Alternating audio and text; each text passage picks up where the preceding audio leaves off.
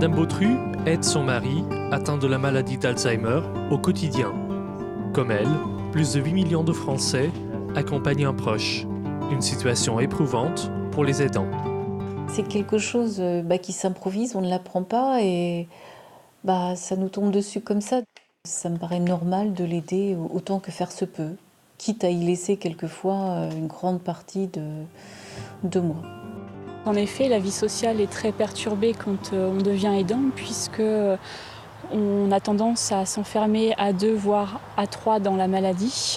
Et donc on a tendance à limiter ses sorties, limiter les interactions sociales. Et donc ce qui fait que c'est assez compliqué pour l'aidant d'avoir des activités de loisirs. C'est compliqué pour la famille et l'entourage parce qu'en général ce sont des maladies invisibles qui ne se voient pas. Et donc c'est difficile de comprendre comment est devenue la personne aidée et comment aider la personne aidante. Donc c'est très compliqué et un isolement familial se crée assez souvent.